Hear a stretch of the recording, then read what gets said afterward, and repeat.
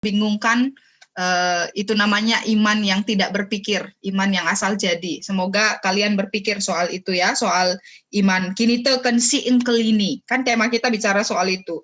Iman yang memberi keselamatan. Makanya tadi yang pernyataan yang ketiga saya bertanya, iman itu hasil perbuatan kita, perjuangan kita kah? Beberapa orang bilang iya. Kalau dalam Alkitab dia berkata bahwa iman itu adalah karunia.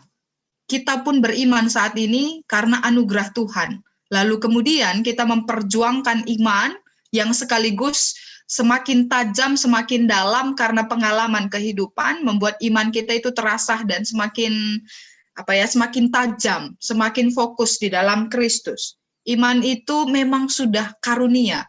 Jadi mau sekuat apapun daya kita untuk memperjuangkan iman, di awalnya sekali iman itu adalah karunia Tuhan. Melalui apa? Pengalaman-pengalaman kehidupan. Jadi di dalam pengalaman-pengalaman kehidupan itulah menjadi jalan bagi kita untuk menemukan apa yang sesungguhnya tujuan hidup kita. Jadi gimana membahasakannya ya? Sebuah konsep tentang relasi Allah dan Bapa itu terwujud dalam jalan hidup manusia. Allah Bapa menjadi tujuan. Kita katakan melalui Yesuslah jalannya. Di dalam pengalaman kehidupan kita, kita mengalami, kita menemukan sekaligus juga memahami bahwa inilah jalan sekaligus tujuan. Ya, kalaupun membingungkan tidak apa-apa. Semoga membingungkan sih. Kalau tidak membingungkan justru ini. Lalu kemudian di dalam bahan ini juga diperlihatkan bahwa Yesus berkata, ya percayalah kepadaku bahwa aku di dalam Bapa dan Bapa di dalam aku, atau setidak-tidaknya percayalah karena pekerjaan-pekerjaan itu. Pada ayat 11 dia berkata, percayalah kepadaku bahwa aku di dalam Bapa dan Bapa di dalam aku. Dia lagi-lagi bicara soal relasi itu, kualitas relasi antara Allah Bapa sekaligus juga relasi dengan Yesus. Yang mereka ketika melihat Yesus, sesungguhnya mereka melihat Bapa. Nah, lalu dilanjutkannya dengan sesuatu yang mungkin melegakan bagi para murid di ayat yang terakhir.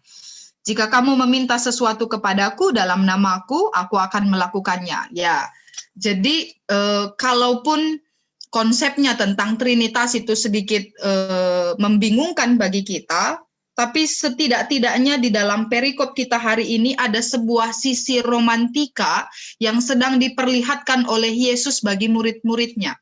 Bahwa bagaimana kedekatan dan kesatuan antara Bapa dan Yesus itu, sedemikian itulah yang diharapkan oleh Yesus untuk dialami para muridnya. Sehingga dia berkata, kemana aku pergi, aku ingin engkau pun pergi ke sana. Dan kemana aku pergi, engkau tahu jalan menuju ke sana. Lebih daripada itu, apa yang engkau minta di dalam namaku, engkau memperolehnya. Aku akan melakukannya untukmu. Gitu. Jadi ini adalah sebuah tawaran yang diberikan oleh Yesus bagi murid-muridnya untuk melihat betapa dalamnya, betapa melekatnya, betapa menyatunya relasi antara Yesus dan Bapa, dan sedemikian itulah yang diharapkan oleh Yesus terjadi juga antara para murid, yaitu manusia, dengan Allah. Jadi kita ini tanpa kita sadari, kita itu sangat melekat sebenarnya dengan Kristus, dengan Allah di dalam perjalanan kehidupan ini. Meskipun sekali kita seperti Thomas atau Filipus, kita kadang-kadang merasa berbeda sekali Bapa dan Anak. Siapa sih yang mengutus, siapa sih Kristus? Coba teman-teman, kayak misalnya, saya suka memperhatikan, walaupun saya juga pelaku sih ya, saya sering memperhatikan, kalau dalam doa kita, coba perhatikan, mari kita berdoa, Tuhan Yesus yang baik, bla bla bla bla bla bla bla, kami hendak begini-begini, terus di dalam nama Tuhan Yesus kami berdoa, gitu. Jadi seperti mengulang-ulang terus posisinya itu Yesus di depan, Yesus di belakang, Yesus di tengah. Lalu bagaimana nih di dalam perantaraan Yesus kita berdoa kepada siapa? Kepada Yesus. Nah makanya tadi statement yang terakhir itu saya katakan Yesus adalah jalan sekaligus adalah tujuan. Dan itu yang sebenarnya yang terjadi dalam doa-doa kita gitu. Nah walaupun sedikit sulit, lagi-lagi tak omongin sulitnya karena Saya yakin teman-teman sudah mulai bosan. Saya juga kesulitan untuk menjelaskannya karena tidak melihat ekspresi wajah kalian, tidak apa-apa. Tapi setidak-tidaknya itulah bahwa relasi yang sedang diperlihatkan oleh Yesus dalam Yohanes ini adalah relasi yang sangat erat antara ciptaan, yaitu manusia, dengan Kristus. Tidak usah menunjukkan wajah Ocep setelah dikritik, biarkan saja apa adanya. Gitu ya. Jadi memang yang sedang diperlihatkan itu betapa melekatnya antara relasi Kristus itu dengan Bapanya yang mengutus. Dan dia ingin para murid, khususnya dalam bacaan ini Thomas dan Filipus mengalami hal yang serupa. Dan harapannya juga adalah semua umat percaya merasa bahwa dia mengenal Allah. Jadi ketika kita bicara tentang Yesus, bukan hanya Yesus yang kita bicarakan, tapi Allah Bapa, Putra, dan Roh Kudus. Nah ini lebih cenderungnya di kelas katekisasi dulu, teman-teman, sebelum kalian masuk ke dalam permata, ini sudah habis dikulik, gitu, habis dikuliti, dibahas di sana, gitu. Bagaimana relasi yang melekat antara pribadi yang berbeda di dalam Allah itu diperlihatkan dalam wujud, dalam Allah Bapa, Putra, dan Roh Kudus yang berbeda. Dan kali ini dalam bacaan ini diperlihatkan Bapa dan Roh Kudus. Semoga kalian bingung. Dan semoga dengan kebingungan itu kalian bisa tidur malam ini. Tapi intinya tetaplah beriman, sekalipun iman itu sulit untuk dijelaskan. Karena tadi Justru bilang imanmu iman sebesar biji sesawi pun bisa memindahkan gunung. Itu kata firman Tuhan kan. Tapi iman itu tidak pernah bisa diukur. Nah, kenapa Yesus pernah berkata sedemikian? Dia mau bilang, kalau sekecil itu saja pun kamu bisa melakukan sesuatu, tapi lebih daripada itu, kamu bisa melakukan banyak hal. Itu kan metafora sebenarnya, bukan benar-benar bisa memindahkan gunung ya. Walaupun teman-teman mencobanya, saya nggak tahu apakah ada berhasil atau tidak, gitu ya. Tapi ini adalah sebuah metafora yang dipakai oleh Allah bahwa iman itu sekecil-kecilnya yang kamu miliki pun ketika kamu bergantung terus kepada Allah, Allah itu siapa? Di dalam Yesus Kristus, Kristus itu siapa? Yang ketika kita lihat, kita melihat Bapa, nah kita bisa melakukan banyak sekali perkara di dalam hidup ini. Nah, memang ini konseptual ya. Percakapan kita ini konseptual. Karena ini konfesi. Konfesi itu adalah sebuah kredo, sebuah pengakuan yang di sanalah tempat kita berpijak. Dari pijakan itu kemudian kita membangun praktek-praktek implementasi kehidupan sehingga di dalam perjalanan pekerjaan, baik di rumah tangga, di keluarga begitu ya. Memang belum berumah tangga kalian. Di keluarga, di dunia kerja, di kantor atau dimanapun kita itu punya daya tahan. Itu dari mana? Dari iman. Gitu. Iman itu tanpa disadari orang ternyata mempengaruhi banyak sekali aspek kehidupan sehingga kita bisa punya daya tahan, punya ketahanan yang kuat untuk menghadapi apapun. Gitu. Ya. Semoga semakin panjang nanti aku berbicara, kebingungan kalian akan bertambah gitu. Tapi semoga dengan teks ini, semoga kalian bisa membacanya lagi nanti ya di rumah masing-masing teman-teman. Karena teks ini sebenarnya teks romantis yang sebenarnya Kristus mau nyatakan bagi murid-murid. Betapa inginnya Kristus itu dimanapun dia berada, para murid juga berada gitu. Sedemikian yang bisa tak sampaikan buat teman-teman. Semoga boleh memberi sedikit kebingungan dan mungkin pertanyaan-pertanyaan yang muncul di benak, tapi tidak apa-apa. Hikmat Tuhan memenuhi kalian, memberi kebijakan dan menolong untuk menemukan jawaban. Terpuji nama Tuhan, amin. Kita berdoa. Sekalipun sulit bagi kami untuk menerjemahkan iman di dalam hidup kami karena dia kasat mata, tidak terlihat, tapi dia terasa dalam perjalanan hidup. Kami berupaya untuk terus hidup di dalam iman, karena iman adalah karunia yang Tuhan beri sehingga kami mampu bertahan dalam peliknya kehidupan. Oleh karena itu, biarlah kiranya apa yang kami lihat dari pembacaan Injil Yohanes ketika Yesus memperlihatkan relasi yang mendalam antara dirinya dengan Bapa yang mengutus dia. Karena ketika para murid melihat Yesus, mereka melihat Bapa, itu memperlihatkan bahwa betapa kuatnya, betapa dalamnya relasi antara Allah Bapa dan Putra. Dan sedemikianlah yang dikehendaki oleh Kristus untuk terjadi juga di tengah-tengah kehidupan umat. Ketika kami mempercakapkan iman, iman kami itu bukan hanya berbicara tentang sisi duniawi, tapi itu semuanya adalah dampak dari relasi dengan Allah, dengan Kristus, dengan Sang Pemilik kehidupan kami. Oleh karena itu, ya Allah, biarlah karuniakan roh-Mu, hikmat dari-Mu, untuk memampukan kami terus memahami kehendak-Mu, sekalipun sulit bagi kami untuk mengurainya dalam kata-kata. Oleh karena itu Tuhan, biarlah hikmat-Mu itu tinggal di dalam hati dan pikiran, memberi inspirasi bagi setiap kami dalam perjalanan kehidupan. Ini doa ungkapan syukur kami, dan hanya di dalam nama Kristus Yesus kami datang memohon kepada Tuhan. Amin.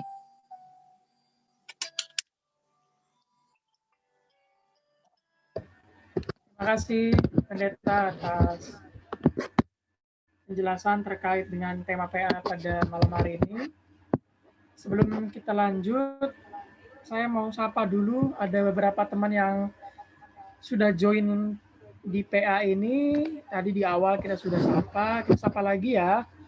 Ada Bang Stefanus Sembiring, ada Kak Stefani, ada Bang Ruben Surbakti, ada Kak Nindya, ada Bang Pascal, terus ada akun yang bernama Bebedik. Siapakah Bebedik ini, teman-teman? Ada Kak Andra juga, dan Bang Joseph, tentunya Agina pembicara.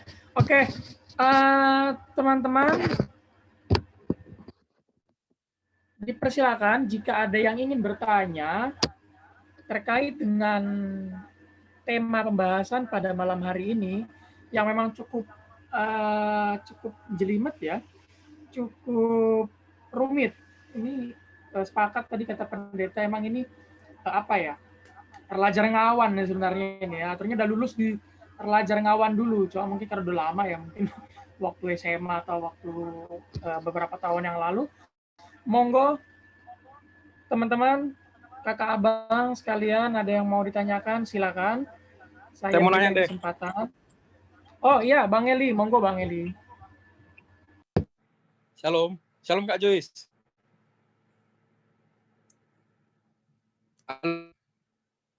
Masih dengar, mute Kak. Kak Joyce masih mute. Ya, aku dengar. Oh, gini Kak, aku tadi mau nanya. Tadi kan aku dengar Kakak bilang itu iman itu adalah anugerah gitu ya kan. Nah, saya mau nanya gini ya. Kita kan lahir gitu ya, kayak saya pribadi lah ini ya, mau bilang orang lain. Saya lahir dari keluarga Kristen gitu kan. Bukan saya yang memilih saya jadi Kristen gitu. Nah, selama saya berjalan gitu kan, hidup gitu, lama-kelamaan saya memilih untuk memutuskan untuk Kristen gitu kan. Karena juga saya mendengar cerita teman-teman kayak tentang Muslim gitu kan. Karena kan saya dari sejak awal juga merasa gini kan, saya udah punya pikiran kan, saya lahir gitu kan dari orang yang berkeluarga Kristen gitu. Berarti bukan saya yang memilih Kristen gitu. Walaupun nanti di kakaknya gitu saya beragama Kristen, tapi bukan saya yang menentukan itu gitu kan. Nah, ini kan saya bingung di situnya kan, dari mana itu dikatakan karunianya gitu Kak. Thank you. Oke, aku langsung respons ya. Ya. Oke, aku respon habis ini yang satu. Ada chat private ke aku. Nah, jadi benar sekali yang dibilang oleh Eli bahwa sebenarnya kita ini semuanya imannya iman warisan. Dan iman itu sebenarnya iman warisan ini lebih cenderungnya ke agama warisan. Nah, saya akan ambil contoh ke subjeknya langsung saya. Kalau Eli tadi dia pakai dia, sama, kita semua terlahir sebenarnya tanpa bisa kita, jadi pisahkan antara iman dan agama ya. Iman itu adalah sesuatu yang sifatnya relasional dengan sosok yang ilahi Sang Pencipta. Dalam dunia orang Kristen kita katakan itu Allah Trinitas. Karena kita mendekatinya dari Alkitab, memahaminya dari Alkitab. gitu. Nah, kita yang terlahir dalam tradisi kultur kultur agama Kristen, lahir langsung dibawa ke dalam kehidupan beragama ya. Kita dibaptis, kita diajar katekisasi, ngawanken, lalu kemudian bertumbuh dalam ibadah-ibadah keseharian itu. Nah, dalam proses sedemikian itu, di sanalah secara perlahan perjalanan iman itu muncul. Tapi lebih daripada itu sudah jauh sekali sejak kelahiran. Itu manusia yang tidak beragama Kristen pun, itu dia sudah punya ikatan relasional dengan Sang Penciptanya, gitu. Dengan siapa? Di dalam pemahaman kita katakan kepada Allah. Nah, dalam seterusnya itu kita pahami sebagai sebuah penajaman iman, kedalaman iman. Nah, iman itu memang sejak awal sudah ada, gitu. Sejak ketika kita pun tercipta, proses manusia tercipta, iman itu sudah ada. Namun kemudian dia semakin bertumbuh, kemudian kita katakan imannya apa? Iman di dalam Kristus. Nah, itu dalam warisan-warisan agama yang kemudian kita hidupi sekarang. Kita karena beragama Kristen, kita pergi ke gereja. Belum tentu itu beriman.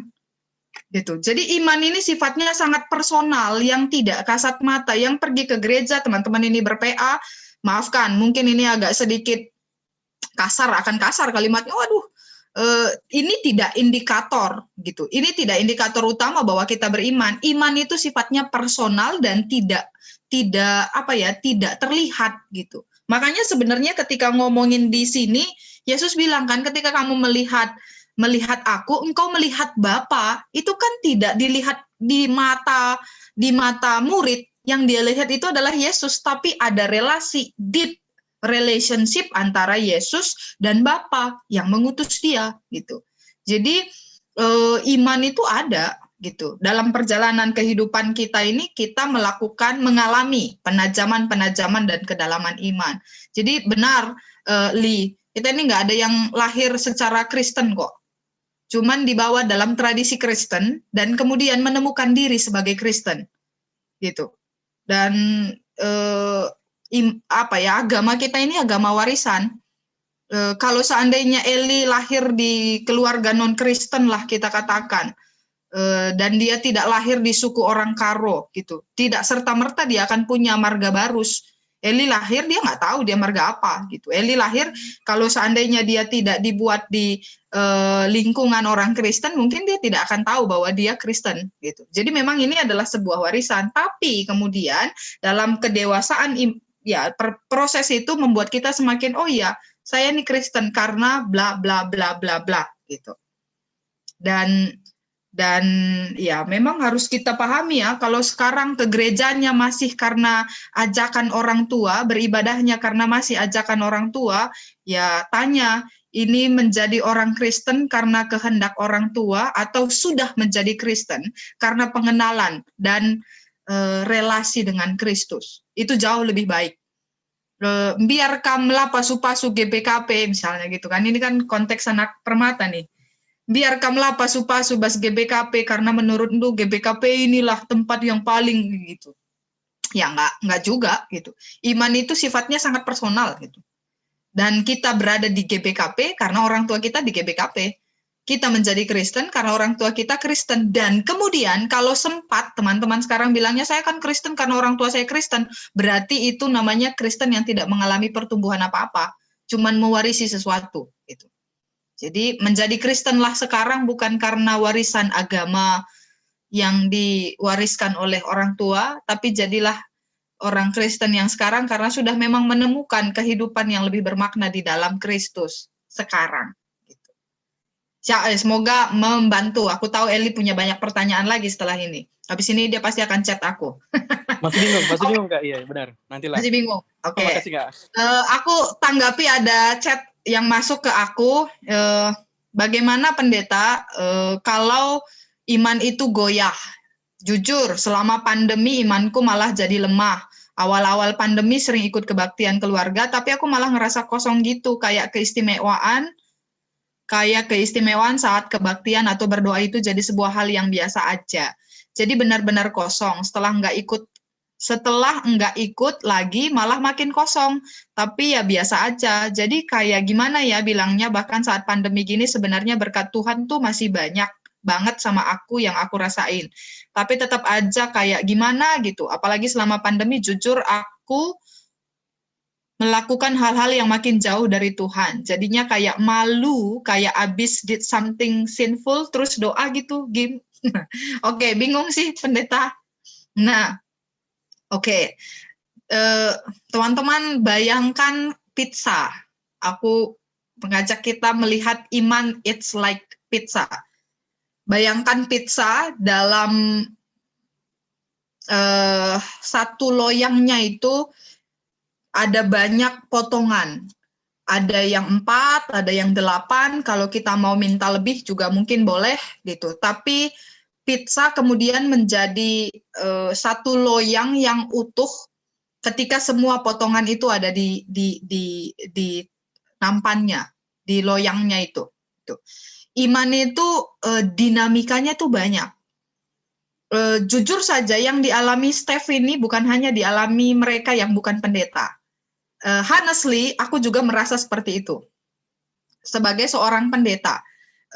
Karena dalam perjalanan kehidupan kita, iman itu memang sifatnya naik turun. Kalau justru imannya begini, flat-flat doang, itu justru tidak mengalami apa-apa. Iman yang subur, baru-baru ini saya ngikutin, saya post di IG story. Iman yang subur itu justru iman yang mengalami banyak goncangan. Gitu. Kalau yang selalu flat-flat doang, itu justru imannya biasa-biasa saja. Tidak mengalami naik turun. Jadi goyah itu biasa dalam proses beriman. Justru karena goyah, kamu tahu kamu sedang berada di fase apa. Nah, itu yang pertama. Lalu yang kedua, di masa pandemi ini kita malah merasa makin kosong, walaupun mengikuti kebaktian live streaming atau kebaktian keluarga. Lebih daripada itu, tidak diikutin makin kosong lagi. Karena, nah ini terjadi karena kita terlalu membiasakan pemisahan antara ibadah yang sifatnya ritual ya dengan ibadah yang sifatnya dalam ritual kehidupan. Bagi kita ibadah itu hanya sebatas ibadah bernyanyi, berdoa, lipat tangan, kebaktian di gereja. Saya harus memakai kata ini. Domestikasi ibadah itu terjadi di ruang bernama gereja.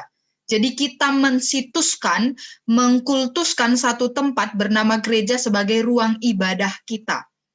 Nah, jadi Steph dan teman-teman yang lain justru dalam pemahaman Kristen, kalau kita baca banyak di dalam Alkitab, justru Allah tidak mau hanya berhenti, hanya mengultuskan satu ruang ibadah. Makanya sekarang pengalaman Stefani ini, kalau boleh kita, sorry, finally I mention your name. Oke. Ya, tapi nggak apa-apa.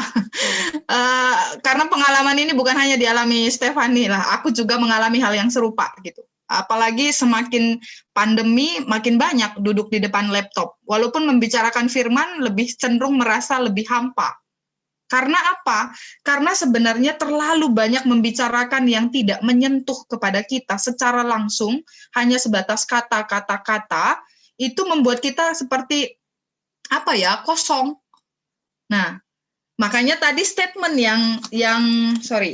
yang ketiga itu, yang kedua tadi justru penting teman-teman. Kalau kita perhatikan statement yang tadi saya katakan, tujuan hidup kita ditemukan di dalam perjalanan.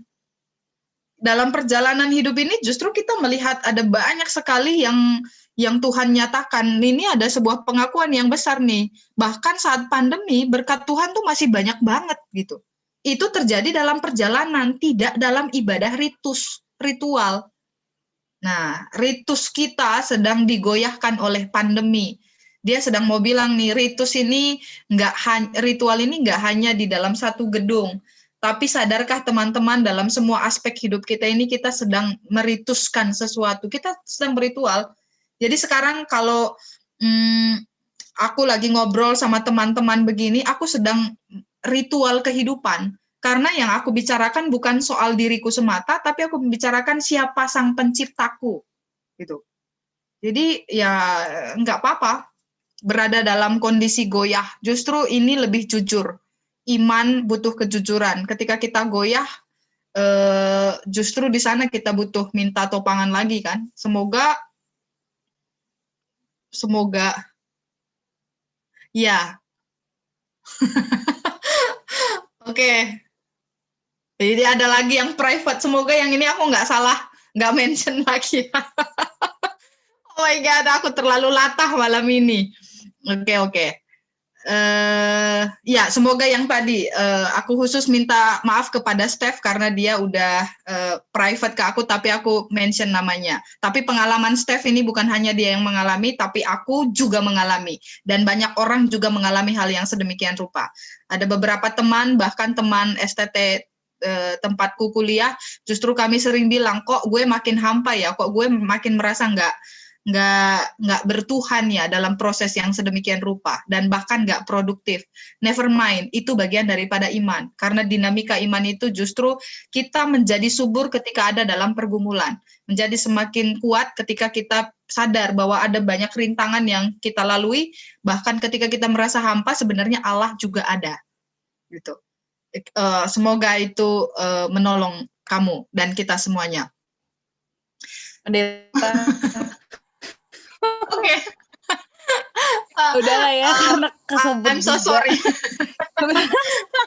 Karena merasa terrepresentasi dengan pertanyaan kamu, Steph. Sama ya ampun. Yeah. Ternyata pengalaman saya sama kayak pendeta sesuatu sih. Nggak, jadi gini sih pendeta juga. Selama pandemi ini aku juga punya teman sih. Nah, temanku ini tuh dia ateis gitu. Jadi dia itu sebelumnya dia Christian, dia sebelumnya Buddha, terus dia Christian, dan I must say Christian dia tuh yang bagus banget gitu. Ya nggak bagus juga sih, tapi maksudnya dia sampai secinta itu sama ayat-ayat Alkitab gitu lah. Gitu kan. Terus tapi sampai akhirnya di satu titik sekarang dia jadi ateis gitu. Terus sekarang aku nanya sama dia kayak, lo dulu sejago itu, lo dulu sebaca Alkitab itu sampai segitunya, aku bilang gitu kan. Kayak faith lo sebegitu besarnya kah gitu. Terus dia emang bilang kayak, ya dulu faith gue sebetul, and I did read Bible, dia bilang gitu kan. Sampai akhirnya aku merasa Bible itu kayak, oke, Bible makes me atheist, dia bilang gitu. Terus kayak, hah gimana, aku bilang gitu kan. Terus kayak, tapi kayak aku sih masih percaya, konsep surga dan neraka lah gitu ya, kalau aku lah ya gitu. Cuman dia bener-bener kayak, ya lo merasa surga dan neraka itu ada karena lo masih beriman gitu. Coba aja lo baca Alkitab dari awal sampai akhir. Kalau menurut lo itu masih make sense, ya silahkan. Tapi kayak percaya nggak sih Tuhan tuh jahat? Ya bilang kayak gitu. Terus kayak aku merasa kayak, oke, gue nggak baca Alkitab aja. Oke, aku langsung respon ya, Steph. Ini justru menarik nih. Dan sorry ya, aku langsung masuk yang chat private ke aku, cenderung hampir serupa dengan Steph yang soal bagian terakhir tadi ateis, tapi semoga aku tidak mention namanya. Semoga tidak gitu. Pergumulan kita, aku percaya sekali mereka yang ateis itu beriman. Mereka yang ateis itu beriman, tapi tidak dalam nama Allah, tapi tidak dalam nama Kristus, tidak dalam nama Yesus, tidak nama Allah Bapa atau Roh Kudus. Yang pertama, yang kita sebut Allah Bapa, Putra, dan Roh Kudus itu cara kita sedang mendekati sosok ilahi Sang Pencipta manusia dan semesta. Dan dalam agama Kristen, kita mendekati sosok ilahi itu dengan menyebutnya Allah. Gitu ya, itu yang pertama. Ini semoga tidak menggoncangkan beberapa teman. Yang kedua, kalau kita baca lebih jauh lagi, kita setelah ini pasti banyak yang menghujat ini. Aku juga cenderung tidak terlalu peduli, I really don't care sebenarnya about heaven. Gitu. aku jauh lebih percaya kepada Kristus dibandingkan surga. Karena Kristus tanpa surga, it's okay to me. Tapi kalau surga tanpa Kristus, I don't need heaven. Jadi ketika Allah pun, kalau teman-teman baca Alkitab, surga itu semuanya merujuk kepada Kristus. Kalau tujuannya hanya sebatas ke surga, tapi mengabaikan apa yang sedang dikaryakan oleh Kristus dalam kehidupan, sebenarnya kita menomorduakan Kristus, tapi mengutamakan surga. Jadi ya mereka yang masuk ke dalam kaum ateisme itu memang cenderungnya berkata begitu ya, ya surga dan neraka di dalam Alkitab kemudian membuat kita melakukan pemilah-milahan banyak hal. Untuk informasi, konsep neraka dalam Perjanjian Lama, kalau teman-teman nanti cari lebih jauh lagi, baca di Alkitab, konsep neraka dalam Perjanjian Lama itu adalah sebuah konsep para orang tua dulu yang bicara soal perapian yang tidak pernah berujung. Itu kan neraka yang kita pahami. Di dalam anak sekolah juga kita berkata begitu. Perapian yang sampai tidak berujung. Kenapa? Dalam kehidupan bangsa Israel ada satu tempat. Ada satu tempat yang namanya itu adalah neraka. Dan tempat itu adalah tempat membuang sampah. Jadi semua orang akan membuang sampah ke bawah.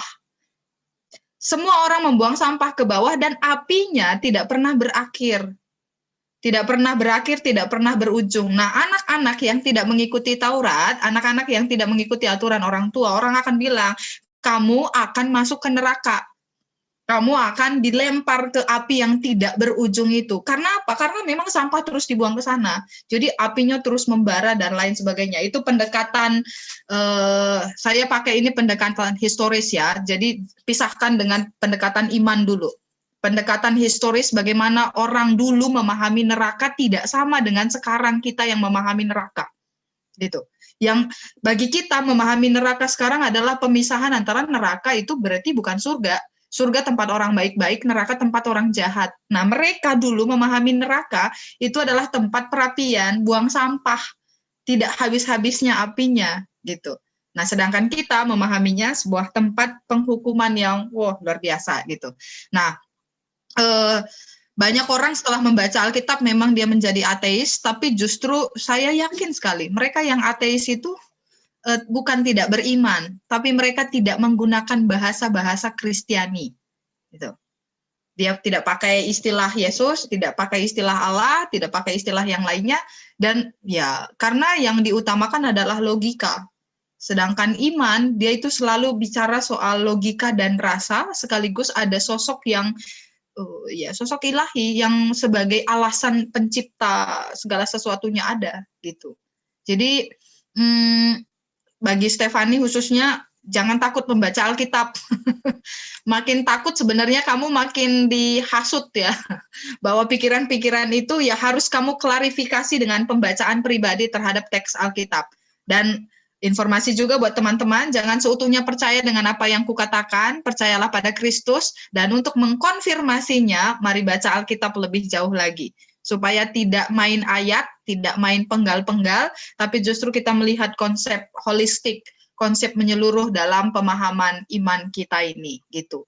Dan teman kami yang juga saat ini punya pikiran untuk jadi ateis, saranku sih kita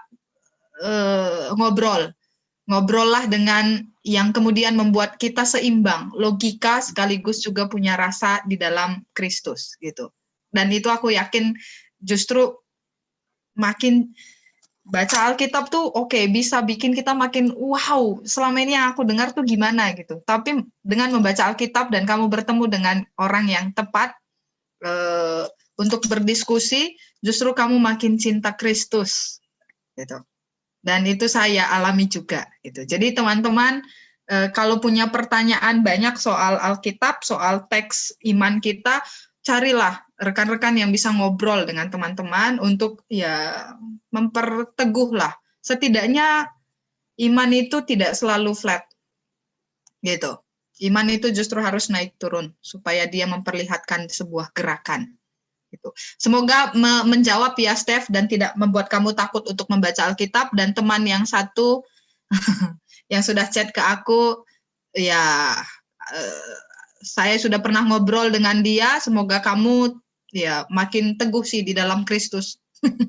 Kristus itu wow gitu.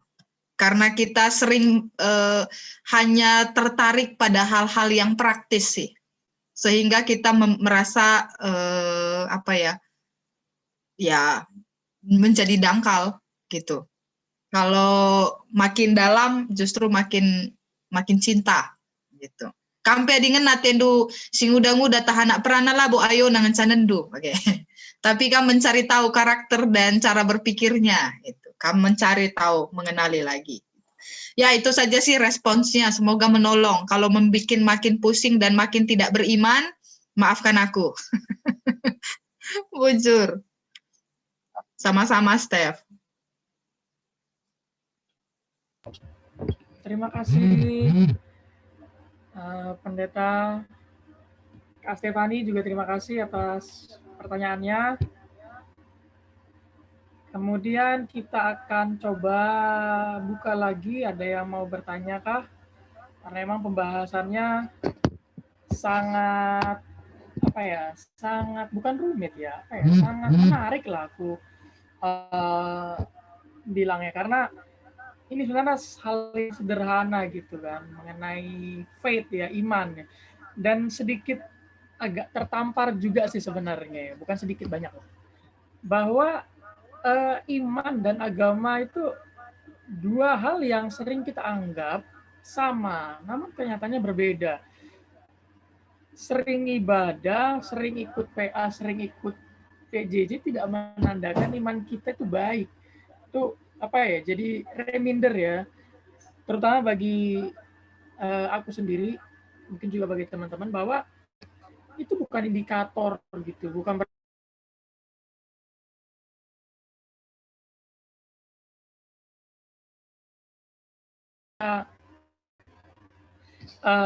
aktif selalu itu menandakan dia sebagai pengingat bahwa tidak sama gitu antara agama dengan keimanan. Oke. Ada teman-teman yang mau bertanya lagi? Atau malah tambah bingung, tambah kalau bahasa Jawanya tambah jelimet gitu ya. Jadi sepaneng gitu. Oke, mungkin kalau ada lagi yang mau bertanya bisa di chat Kak Pendeta Joyce. Nanti nomornya bisa diminta sama teman-teman, nomor WA-nya. Tapi sedikit sih sebelum kita lanjut, di buku PA ini agak menarik ya. Di sini ada tertulis, ini buat kita dan juga untuk pendeta. Saya bacakan. Di sini bahasa Karo, coba mungkin saya akan artikan sepemahaman saya. Apa pengalaman kita yang pertama dalam mengenal Tuhan? Pengalaman pertama kalau saya pribadi, ya karena sepakat ya, agama kita ini kan karena turunan gitu. Meskipun sebenarnya agama itu dari sisi kehidupan bergenerek kita bebas gitu ya, tidak boleh siapapun untuk menghalangi ataupun membentengi orang untuk memeluk agama apapun yang di Indonesia ini ya. Saat ini sementara ada 6 yang diakui pemerintah dan ratusan kepercayaan. Itu monggo silakan, mau kalau orang Karo pemena Kejawen atau agama Parmalim ya, itu monggo. Dari sisi bernegara, tapi dari sisi kekristenan tentu ada kewajiban kita ya untuk menjaga ataupun yang tadi kita bahas gitu, untuk memperteguhi gitu iman kita sebagai seorang Kristen gitu. Oke.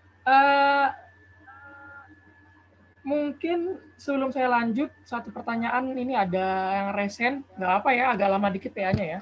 Bang Stefanus sendiri, monggo, Bang, silakan saya berikan kesempatan. Shalom. Shalom. Shalom Bang. Ya, Bu Pendeta. Bu Pendeta. Monggo, monggo, Pak Stefanus. Kok Pak? Ya, soalnya saya dipanggil Bu, 17 tahun. saya jawabnya Pak. Oh, ya. Soalnya Ibu Pendeta, Soalnya. Ya, Bu, Oke, ini silakan, ada Bang. sedikit. Ini ada sedikit pertanyaan dari saya. Ya, ini apakah bila kita sudah mengimani Yesus Kristus, apakah itu cukup saja? Apakah kita tidak mesti lagi mengimani Alkitab atau Rasul atau yang lainnya? Seperti itu sih. Oke. Terima kasih ya, Stefanus. Apakah kita mengimani Kristus, tidak mengimani Alkitab? Ya, ini pertanyaannya justru gimana ya? Oke, aku harus mengklarifikasi mengimani Kristus dan mengimani Alkitab. Ini nggak apple to apple. Karena Kristus itu kan dialah sosok ilahi yang kemudian menjadi manusiawi gitu. Sedangkan Alkitab itu adalah kumpulan tulisan yang mengilham yang ditulis berdasarkan ilham Roh Kudus pada banyak orang. Dan bagi umat Kristen, umat percaya membaca Alkitab, di sanalah dia menemukan inspirasi tentang siapa dirinya di hadapan Sang Ilahi. Gitu. Jadi bagaimana mungkin kita mengimani Kristus tanpa memakai atau membaca Alkitab? Iman itu tidak hanya sebatas pengakuan. Aku mengimani Kristus, titik. Tapi iman itu bicara soal penghayatan. Bagaimana menghayatinya? Tentu dengan referensi utama kita, sumber utama kita ya Alkitab. Karena di dalam iman Kristen, lagi-lagi kita ngomongin iman Kristen ya, di dalam iman Kristen, Alkitab ini adalah firman yang tertulis. Alkitab ini adalah firman yang tertulis. Kalau kita baca lagi di dalam Yohanes, firman yang tertulis itu akan berbicara kepada firman yang hidup. Siapa dia? Firman yang hidup itu adalah Kristus. Jadi tidak mungkin kita mengimani Yesus tanpa membaca Alkitab. Gitu. Jadi menjadi utuhlah. Iman kita itu justru semakin utuh ketika kita juga membaca Alkitab. Karena iman tidak hanya dari pemberitaan. Yesus tidak hidup muncul dalam diri kita dari pemberitaan orang saja, tapi ini rujukan utamanya gitu. Yaitu firman yang tertulis, yaitu Alkitab gitu. Jadi bacalah Alkitab. Tidak hanya berhenti pada aku mengakui Kristus, aku mengakui Yesus, tapi tidak membaca Alkitab. Bacalah Alkitab, teman-teman. Begitu ya, Steph. Terima kasih. Supaya imannya tidak sebatas pengakuan, tapi penghayatan.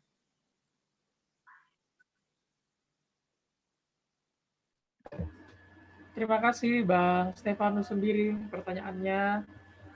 Sebenarnya tadi kalau waktunya masih ada beberapa topik yang ingin istilahnya aku jadi pemantik lah ya, mencoba untuk mengeluarkan titik-titik kritis teman-teman yang ikut PA pada malam hari ini cuma karena sudah jam 10. Nah, kalau gitu next week-nya PA-nya dipercepat, Pak. Kita telat 20 menit terus. Jadi kalau seandainya tadi tepat waktu 20 menitnya bisa dipakai. Saran saja sih. Siap, Kak Pendeta. Semoga kedepannya bisa on time jam 8 ya. Tadi agak molor dikit. Ini ada yang menarik sih di buku PA ini, katanya apa yang membuat Permata meninggalkan Kimi Tekennya. Ini kan sebenarnya temanya seru ini ya, antara tadi dibahas bukan berpindah agama tapi malah jadi ateis gitu. Ini kan karena trennya sekarang kan kelihatan gitu ya, kalau pindah agama itu biasa gitu. Tapi kalau dari beragama menjadi ateis ini jadi kayak tren gitu. Ada beberapa public figure, artis-artis kita yang bahkan secara terang-terangan gitu ya mengatakan bahwa dia tidak, sebenarnya kalau ateis itu bukan tidak bertuhan ya, tapi mungkin lebih ke tidak tidak berafiliasi dengan satu agama tertentu gitu, karena orang ateis pun juga memiliki keyakinan gitu. Oke.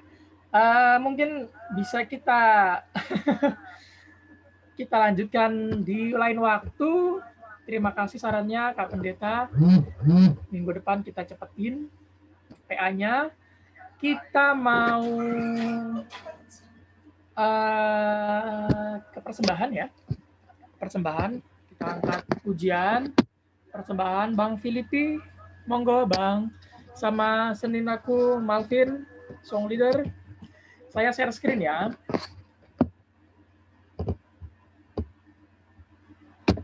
Share screen. Di mana ya?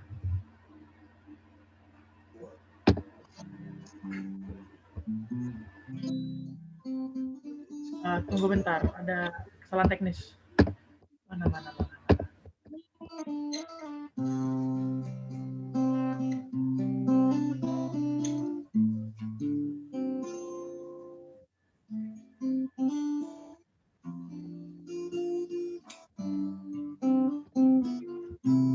Oke. Saya share.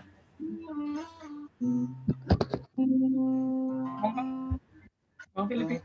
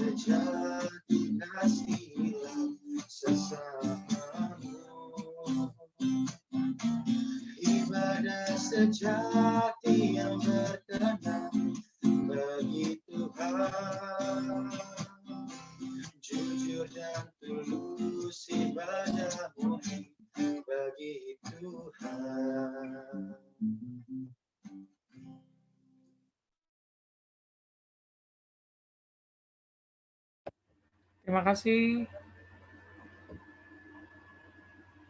Bang Filipi dan Malvin. Kita akan masuk ke doa syafaat. Ada yang ingin didoakan, teman-teman? Ada orang tua kita yang sakit atau teman-teman permata yang sakit mungkin? Silakan agar didoakan oleh nanti yang bawa doa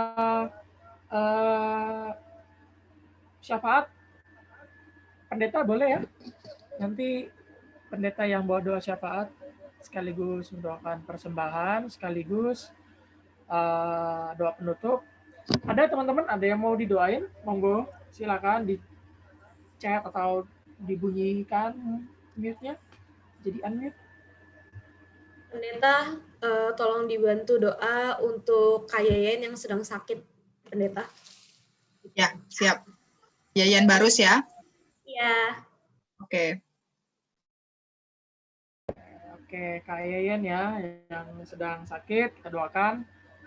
Ada lagi teman-teman, ada orang tua atau sanak keluarga yang ingin didoakan, monggo. Bang Firman Ginting, ibunya ya, Bang? Iya. Ya. Untuk topik doa syafaat. Ocha untuk kuliahnya ya, oke, Ca. Ocha didoakan untuk perkuliahannya, tadi pergumulannya ya, antara balik ke Jakarta atau tetap stay di Kabanjahe, kita doakan juga. Ada lagi teman-teman, silakan, bagi kita saling mendoakan, monggo. Oke, kalau tidak ada,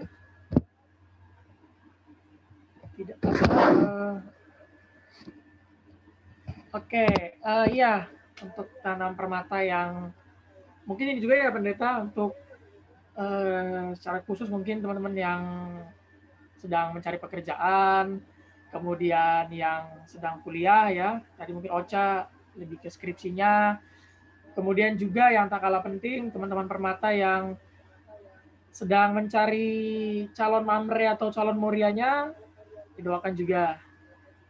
Oke, mungkin cukup, pendeta bisa kita mulai doa syafaat kita. Silakan, pendeta.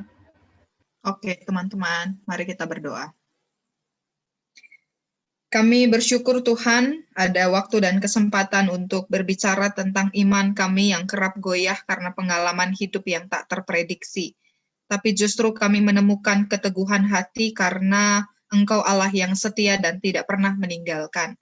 Oleh karena itu, pada saat ini kami mendoakan seluruh teman-teman kami Permata yang boleh hadir bergabung dalam PA malam hari ini. Tuhan memberi keteguhan iman sekalipun berat, namun sungguh penyertaan Tuhan nyata di dalam hidup mereka. Sebagaimana Engkau mengaruniakan iman itu bagi kami, biarlah Tuhan juga mengaruniakan ketangguhan bagi kami untuk terus berjuang dalam iman, dan dengan iman kami terus mampu melangkah di tengah-tengah kehidupan. Dan biarlah bagi rekan-rekan kami Permata yang sedang bergumul dalam tugas dan karya mereka di tengah-tengah dunia pendidikan dalam perkuliahan, Tuhan memberkati. Secara khusus teman-teman kami yang sedang berjuang dalam tugas akhir, yang berjuang untuk menuliskan kata, merangkai kalimat, menyusun paragraf, dan kemudian menuntaskan tulisan akhir karya ilmiah mereka, Tuhan memberi hikmat. Karena sesungguhnya itu juga adalah bagian iman. Ketika mereka melakukan tugas di tengah-tengah dunia pendidikan dengan penuh dedikasi, mereka melakukannya sebagai wujud nyata dari iman mereka terhadap Kristus. Oleh karena itu, Tuhan memberkati rekan kami Ocha yang saat ini bergumul berjuang di kampus STFT Jakarta untuk menyelesaikan tugas akhir, dan biarlah hikmat Tuhan memberi kebaikan dalam menuntaskan karya ilmiah ini, sehingga karya Tama sungguh boleh tersusun dengan baik sesuai dengan waktu yang telah ditetapkan oleh kampus Gumul dan Juang. Kami juga mendoakan teman-teman kami lainnya yang juga masih bergumul dalam dunia pendidikan. Kami mungkin tidak menyebutkan nama mereka satu persatu, tapi di antara teman-teman kami di sini ada yang masih bergumul dalam tugas dan karya mereka di tengah-tengah pendidikan. Biarlah Engkau yang memberi hikmat bagi mereka, menuntaskannya tepat pada waktu, tapi bukan hanya soal waktu dan hasil, tapi jauh lebih daripada itu. Mereka punya karakter yang kuat, dan ilmu yang diterima itu menjadi modal di dalam perjalanan kehidupan. dan biarlah mereka semakin berhikmat karena Kristus. Kami mendoakan rekan-rekan kami yang berkarya di dunia kerja, yang Tuhan percaya untuk berkarya di berbagai bidang yang mereka geluti, baik sebagai ASN maupun yang bekerja di lembaga-lembaga atau institusi-institusi swasta yang membuat mereka mampu mengembangkan kapasitas diri. Tuhan memberi kebaikan, dan biarlah identitas mereka sebagai umat percaya, umat beriman itu nyata dari kerja dan karya mereka. Tapi justru lebih daripada itu juga mereka mengimani sekaligus menghayati bahwa kerja mereka adalah bagian iman yang mereka nyatakan di tengah-tengah dunia. Kami juga mendoakan secara khusus teman kami Yeyen Barus yang saat ini terpapar virus COVID dan saat ini berada di rumah sakit Pademangan. Sungguh Allah, kami memohon kebaikan-Mu. Engkau yang melawat rekan kami sehingga dalam kondisi isolasi di tengah-tengah rumah sakit bersama dengan beberapa pasien COVID lainnya, dia tidak patah semangat. Sekalipun sulit untuk bisa berada dalam kondisi positif karena virus corona, Tuhan terus memberi hikmat bagi dia untuk mampu menyemangati diri sendiri, membiarkan pikiran jernih muncul, dan menjauhkan segala pikiran negatif. Karena sesungguhnya itu membuat kami mengalami penurunan imunitas. Oleh karena itu Tuhan memberkati Yeyen, dan atas kebaikan Tuhan, izinkan kami memohon dan meminta, biarlah Tuhan menganugerahkan kesembuhan dan pemulihan baginya. Sekalipun dia harus berada di ruang isolasi saat ini, tapi dia tetap teguh beriman kepada Tuhan, bahwa dia mampu melewati masa-masa berat ini, karena Tuhan beserta dengan dia. Engkau tidak pernah jauh dari setiap umat-Mu. Bahkan kadangkala ketika kami merasa Engkau tidak ada, tapi Engkau tetap ada bersama dengan kami. Tuhan menemani dan Tuhan memberkati proses penyembuhan Yeyen. Saat ini kami juga mendoakan rekan kami Kristi yang berduka karena bapak tuanya meninggal di hari ini, dan tentu ini adalah sebuah kedukaan bagi keluarga mereka. Tuhan memberkati sehingga kekuatan dan penghiburan yang sejati berasal dari Tuhan. Engkau meneguhkan Kristi dan keluarga, memberi kebaikan bagi mereka. Dan lebih daripada itu ya Allah, Engkau yang membuat mereka menyadari sungguh bahwa kehidupan ini sungguh terbatas. Sekalipun kami kehilangan sosok yang kami cintai, tapi iman percaya terhadap Kristus kami tidak pernah kehilangan. Kami tidak pernah merasa jauh bersama dengan Engkau. Oleh karena itu kami menyerahkan Kristi dan keluarga hanya ke dalam tangan pengasihan Tuhan. Dan seluruh rangkaian acara yang telah ditetapkan Tuhan memberkati sehingga boleh berjalan dengan baik. Dan saat ini kami juga bersyukur atas kesempatan yang Tuhan beri bagi setiap kami untuk mempersembahkan satu bagian ungkapan syukur. Tuhan memberkati, dan kami sungguh menyadari apa yang kami miliki, apa yang kami punyai, bahkan apa yang kami persembahkan pun itu bersumber daripada Allah. Kami memakai daya kami untuk memperolehnya, tapi kami sadar diri kami dan kehidupan adalah anugerah Tuhan. Oleh karena itu, berkenanlah Engkau menyambut dan menerima persembahan ungkapan syukur kami, karena kami mempersembahkannya dengan sukacita dan tulus hati kepada Allah yang telah memelihara hidup kami. Kami juga pada saat ini mendoakan perjalanan kehidupan kami di masa pandemi. Tuhan terus memberi kebaikan, kekuatan, sekaligus bagi kami kewaspadaan untuk terus menjaga stamina diri, stamina kondisi fisik kami, terlebih juga pikiran-pikiran dan perasaan kami, sehingga kami mampu melewati masa sulit ini. Sekalipun sulit, bukan berarti tidak ada berkat, karena Tuhan senantiasa ada di tengah-tengah kami secara dekat. Oleh karena itu Tuhan, kami berserah kepadamu, memohon segala kebaikan yang bersumber dari Tuhan.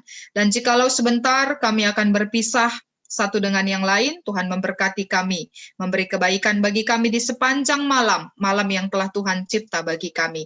Ini doa ungkapan syukur kami ya Allah, sekaligus permohonan kami kepadamu. Kami datang berdoa hanya di dalam nama Yesus Kristus, Tuhan dan Juru Selamat kami yang hidup, yang telah mengajarkan kita doa Bapa kami, mari bersama-sama kita mengucapkannya.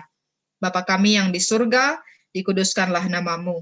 Datanglah kerajaan-Mu, jadilah kehendak-Mu di bumi seperti di surga. Berikanlah kami pada hari ini makanan kami yang secukupnya, dan ampunilah kami akan kesalahan kami, seperti kami juga mengampuni orang yang bersalah kepada kami. Dan janganlah membawa kami ke dalam pencobaan, tetapi lepaskanlah kami daripada yang jahat. Karena Engkaulah yang mempunyai kerajaan dan kuasa dan kemuliaan sampai selama-lamanya. Amin. Terima kasih, Pendeta.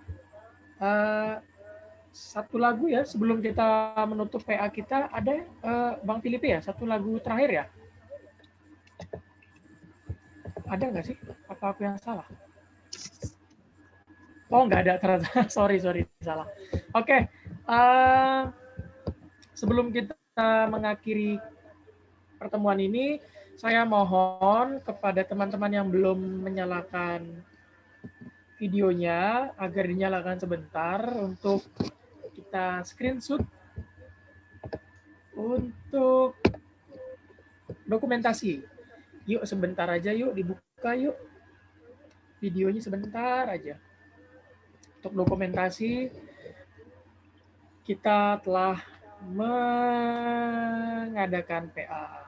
Oh, Bang Ralo ternyata ya, Bebedik. Nggak tahu tadi aku. Oke.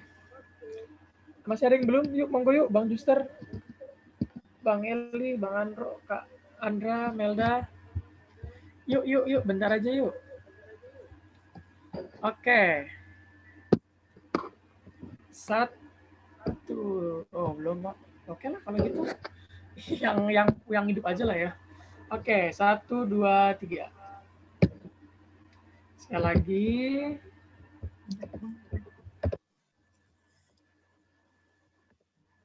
1, 2, 3.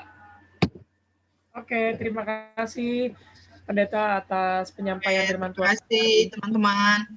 Selamat malam. Selamat malam Pendeta, terima kasih Ada juga. Ruben nih. Ini kelas Katek tahun lalu nih, pelajarannya ini diulang nih hari ini. Rio, Ruben, Malvin. Ini anak-anak ini udah penerima kelas Katek tahun lalu nih semua. Oke deh, sampai ketemu di lain kesempatan. Ruben. Terima kasih. Terima kasih Pendeta. Selamat malam teman-teman. Terima kasih Terima kasih. sama Malvin. Terima kasih pelayanannya kepada teman-teman semua yang masih mengikuti sampai di penghujung PA ini. Terima kasih. Tetap jaga kesehatan, pakai masker, jaga jarak, dan tidak bepergian kalau tidak penting. Terima kasih. Tuhan berkati.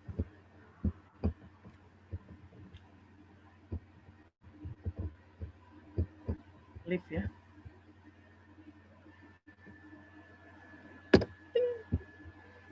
Oh, di sini. N. Oke, dadah.